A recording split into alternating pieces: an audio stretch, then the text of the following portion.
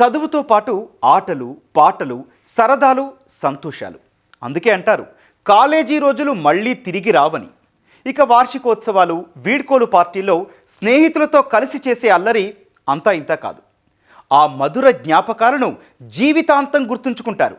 కానీ స్నేహితుల మధ్య సరదా సంభాషణలు, ఆట పట్టించడాలు, అవహేళన చేయడాలు ఒక్కోసారి తీవ్ర ప్రభావం చూపుతాయి. ఇక అసత్య ప్రచారాలు, అవమానాలైతే తట్టుకోలేరు. ఫేర్వెల్ పార్టీ ఏర్పాట్ల సందర్భంగా విద్యార్థుల మధ్య తలెత్తిన చిన్నపాటి చర్చ ఎటు దారి తీసింది? సున్నిత మనస్కురాలైన ఓ విద్యార్థినిపై ఎలాంటి ప్రభావం చూపింది?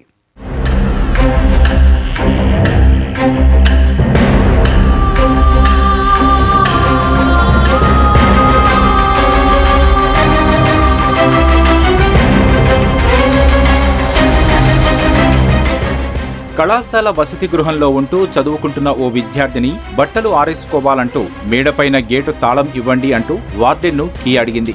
ఇంత రాత్రి వేళ పైకి వెళ్లడం మంచిది కాదమ్మా అని సున్నితంగా వారించినా నాకు అలవాటేలే అంటూ తాళం చెవి తీసుకొని హాస్టల్ భవనంపైకి వెళ్ళింది. ఎంతసేపటికి ఇంకా తిరిగి రాలేదేంటని వార్డెన్ ఎదురు చూస్తుండగా ఢబ్బన్న శబ్దం వినిపించింది. అంతే, హాస్టల్లో ఉన్న విద్యార్థినులంతా బయటకు పరుగున వచ్చారు. ఇంతకీ ఏంటా శబ్దం? హాస్టల్ భవనం పైకి వెళ్లిన విద్యార్థిని ఎందుకు కిందకు రాలేదు?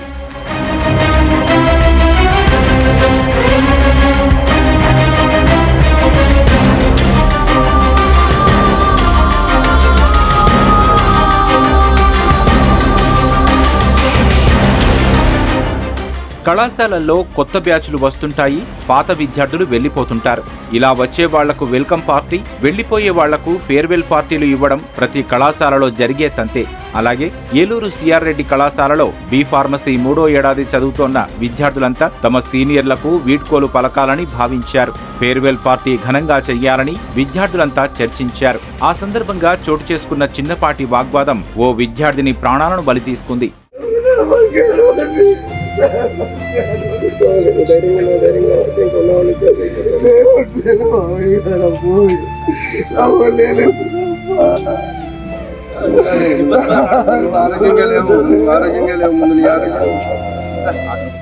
ఏలూరు జిల్లా పెదవేగి మండలం కూచుంపూడికి చెందిన చిలుకూరి సువర్షిని సిఆర్ రెడ్డి కాలేజీలో బి ఫార్మసీ 3వ సంవత్సరం చదువుతోంది. కాలేజీలో ఫేర్వెల్ పార్టీ సందర్భంగా తోటి స్నేహితులతో ముందు రోజు చర్చ జరిగింది. ఆ సందర్భంగా సువర్షిని వ్యక్తిగత విషయాలపైన అక్కడ ప్రస్తావన వచ్చింది. ఓ ఇద్దరు స్నేహితులు ఆమె గురించి చెడుగా మాట్లాడడంతో ఇతర విద్యార్థులు తప్పని చెప్పి సర్ది చెప్పి పంపించేశారు. తన గురించి అసత్య ప్రచారాలు చేయడంతో మండిపడిన సువర్షిని వాళ్ళిద్దరిపై కళాశాలలోని క్రమశిక్షణా కమిటీ సభ్యులకు ఫిర్యాదు చేసింది.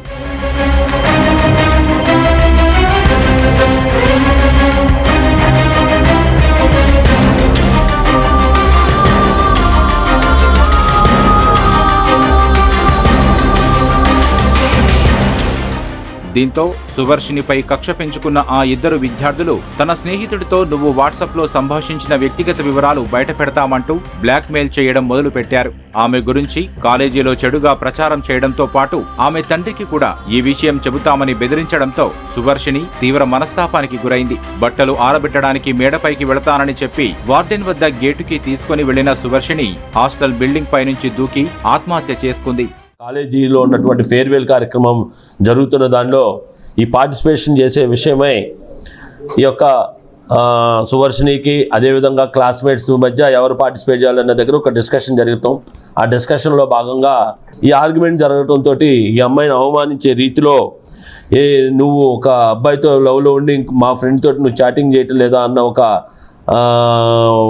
మాట అనగానే ఆ అమ్మాయి అఫెండ్ అవుతుంది. ఏమైంది, ఏం చాట్ చేశానో చూపించమని చెప్పేసి అమ్మాయి కొట్టడంతో అక్కడ అదర్ క్లాస్మేట్స్ సర్దటం, ఈ విషయాన్ని కూడా అక్కడ ఉన్నటువంటి డిసిప్లినరీ కమిటీకి తీసుకెళ్ళి కంప్లైంట్ చేయడంతో సరే అప్పటికే లేట్ అవటంతో రేపు ఉదయాన్నే పరిష్కారం చేస్తాము అని చెప్పిన తర్వాత మర్నాడు ఉదయం ఈ యొక్క ఫేర్వెల్ జరుగుతుంది 25వ తారీఖు నాడు.